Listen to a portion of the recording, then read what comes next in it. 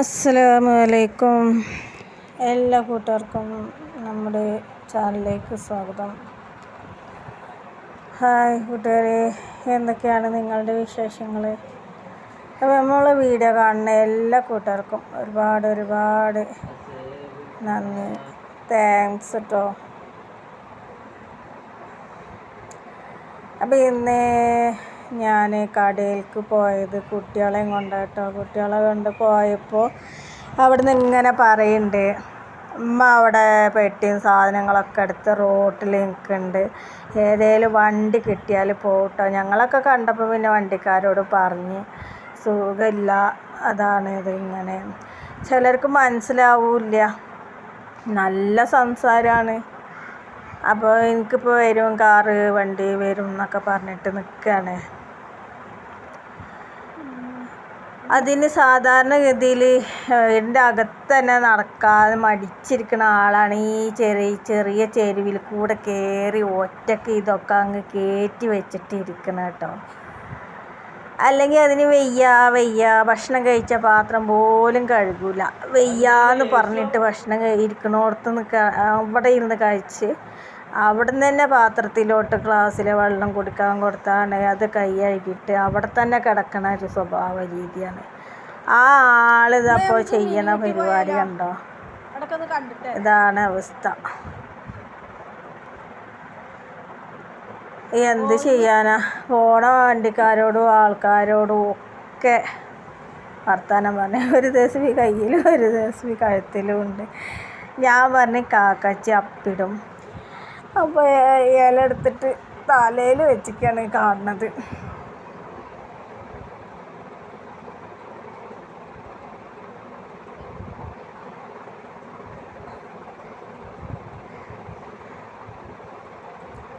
പിന്നെ ഞാൻ കടയിൽ നിന്ന് വന്നപ്പോൾ ബാത്റൂമിൽ പോവാണ്ട് പുറത്ത് മുറ്റത്ത് ഇറക്കി സൈഡിൽ നിന്നിട്ട് അപ്പിട്ടിക്കണ്. അപ്പോൾ ഞാൻ വന്നപ്പോൾ തൊട്ടടുത്ത് വീട്ടുകാർ പറയേ, അപ്പോൾ ചീത്ത അറിഞ്ഞത്രേ.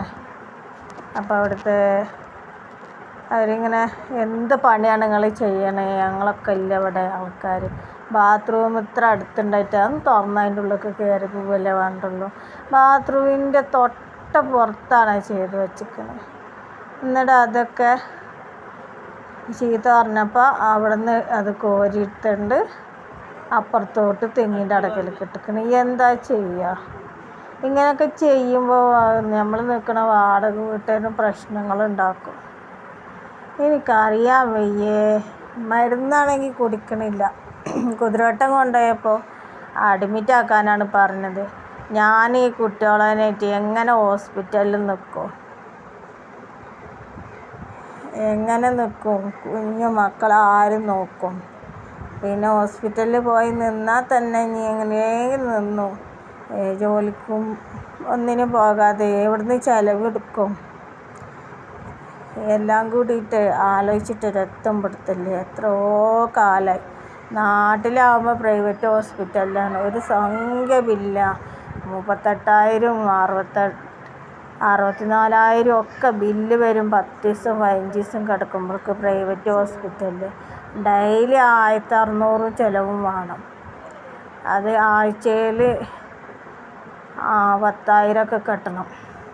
എന്നിട്ട് ഞാൻ പിന്നെ അങ്ങനെ അന്ന് ഹോട്ടൽ ചായക്കട ഉണ്ടായിരുന്നു. അപ്പോൾ പിന്നെ അവിടുന്ന് ഇവിടുന്നൊക്കെ തട്ടിമുട്ടി ഒപ്പിച്ചാണ്ട് ഇപ്പോഴും എനിക്ക് കൊടുക്കും ബില്ല്. എനിക്കിപ്പോഴും അവിടുത്തെ കടങ്ങൾ തന്നെ തീർന്നിട്ടില്ല. പോണ ഓട്ടോറിക്ഷക്കാരോടും വണ്ടിക്കാരോടും ഒക്കെ അങ്ങനെ ഇരുന്ന് പറയാണ്, എൻ്റെ വണ്ടി ഇപ്പോൾ വരും, എൻ്റെ ആങ്ങളപ്പോൾ കൊണ്ടുവരാൻ വരും. ആങ്ങളാരാന്നറിയണ്ടേ? ഉമ്മാനെ നാട്ടിൽ പ്രൈവറ്റ് ഹോസ്പിറ്റലിൽ ചികിത്സിച്ചിരുന്ന സലീം ഡോക്ടറാണ് ആങ്ങള. സ്വന്തം ആങ്ങളാരൊന്നും ആങ്ങളല്ല. ഇടയ്ക്ക് പറയും സലീം ഡോക്ടർ ഭാര്യയാണ് ഞാൻ, നല്ല ഡോക്ടറാണ്, ഡോക്ടറിന് നിക്കാഹ് വെച്ചിന്, ഇങ്ങനെയൊക്കെ പറയും. അവരോടൊക്കെ അറിയേണ്ട ആങ്ങള മോന് വണ്ടിയിട്ട് വരാൻ പറഞ്ഞിട്ടാണ് ഇപ്പോൾ ഇരിക്കണത്. അപ്പോൾ അവരുടെ മെമ്മറിയിൽ അങ്ങനെ ഒരു മൈൻഡാണ്. അപ്പോൾ ആ മൈൻഡിൽ അങ്ങനെ ഇരിക്കുകയാണ്. അപ്പോൾ ഓരോന്ന് പറയാണ്. നാളെ താഴത്തേക്ക് ഇറങ്ങി വന്നിട്ടുണ്ടായിരുന്നു. അപ്പോൾ അവിടെ ഒരു കണ്ടാക്കാനായിട്ട് വർത്താനം പറയാൻ കേട്ടോ.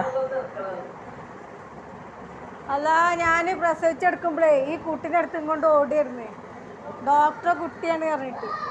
എത്ര അടങ്ങറായിക്കണേ. ഇന്നലെ ഹോസ്പിറ്റലിലേക്ക് ഒറ്റക്ക് വണ്ടി വിളിച്ച് പോകും. അവിടുന്ന് കുറച്ച് കൂടുതൽ പോവാൻ പ്രൈവറ്റ് ഹോസ്പിറ്റലിൽ വരെ ചികിത്സിക്കണേ.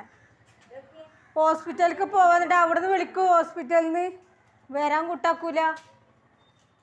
അങ്ങനെ ഇഞ്ചക്ഷൻ അടിക്കും അവരെന്നെ. ഇഞ്ചക്ഷൻ അടിച്ചു കഴിഞ്ഞാൽ പിന്നെ മയങ്ങോലോ. എന്നിട്ട് വണ്ടി വിളിച്ചൊന്നും ഇടും. മരുന്ന് ഗുളിക കഴിക്കൂല. ഇവര് ഗുളിക നിർത്തേ. അതാണ്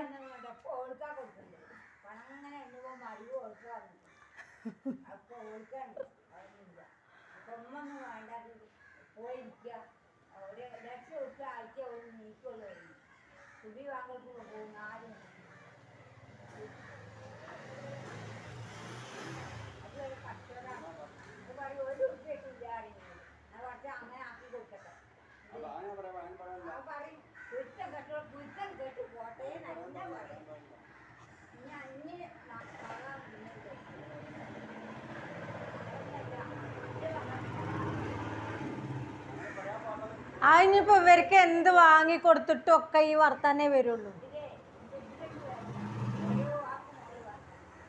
ഭക്ഷണം കൊടുത്താലും കൊടുത്തില്ല അറിയും, ഡ്രസ്സ് എടുത്താലും വാങ്ങിയില്ല അറിയും. അത് അങ്ങനെ തന്നെ. അസുഖം മാറിയേ പറയൂല, അപ്പോൾ കുഴപ്പമില്ല. ഇങ്ങനെ ദേഷ്യം ആയിരിക്കുന്ന സമയത്ത് പറയും. അപ്പുറത്തൊക്കെ പോയിട്ട് പറയും, ചോറ് ഇതിൻ്റെ ഉള്ളിലിരിക്കുന്നുണ്ടാവും, കഴിക്കൂല. നമ്മൾ കൊടുന്നു കൊടുത്ത ഒരു സാധനം കഴിക്കൂല, ഗുളിക ഇടുന്നുണ്ട് പറഞ്ഞിട്ട്. അത്രക്ക് മരുന്ന് കുടിക്കൂല. കുതിരട്ടം കൊണ്ടുപോയി കൊടുന്ന് അഡ്മിറ്റ് ചെയ്യാനാ പറഞ്ഞേ. ഈ കുട്ടികളിട്ടിട്ട് ഞാൻ എങ്ങനെയാ ഹോസ്പിറ്റലിൽ നിൽക്കുക? ഒരാൾ നിൽക്കണം.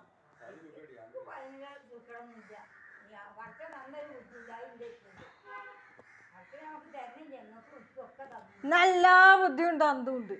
അവിടുന്ന് പോയി മറിയും മോളെ. വാ, ഈ അറ്റത്തൂടെ നടക്കല്ലേ. ഉണ്ണി ഇങ്ങടൊക്കെ അടങ്ങിയിരിക്കണേ. ഉണ്ണി അടങ്ങിയിരിക്കണോക്ക.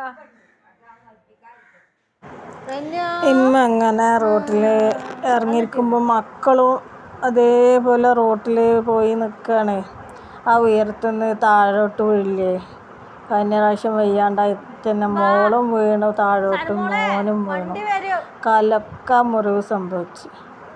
അതൊന്നും ഇപ്പം ഉമ്മാനോട് പറഞ്ഞിട്ട് കാര്യമില്ല. പിന്നെ പറഞ്ഞാൽ ഞാൻ വർക്കിനൊന്നും പോവാതെ ഇവിടെ കുത്തിയിരുന്നാൽ വാടക ആര് കൊടുക്കും? ഇതിങ്ങനെ നടക്കുമ്പോൾ എന്താ ചെയ്യാന്നൊക്കെ ഒരു ഐഡിയയും കിട്ടണില്ല. മോള് കിടക്കണില്ലേ? നിങ്ങളാണെങ്കിൽ എങ്ങനെ നടക്കും?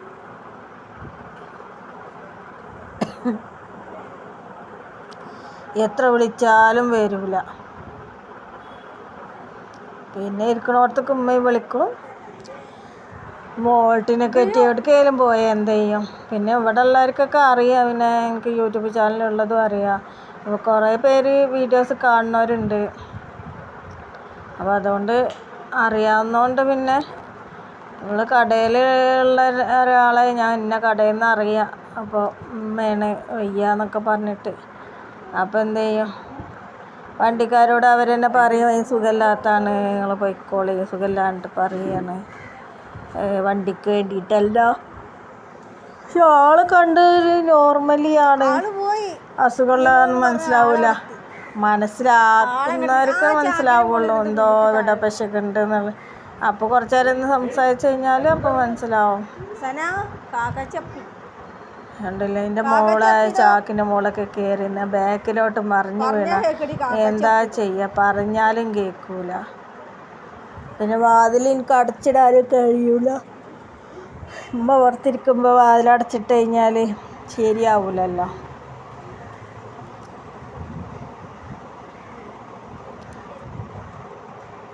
അതിന് ഏതെങ്കിലുമൊക്കെ വണ്ടിക്ക് ഇപ്പോൾ കയറിയിട്ടുണ്ടെങ്കിൽ അറിയാത്ത വണ്ടികളൊക്കെ വരേ.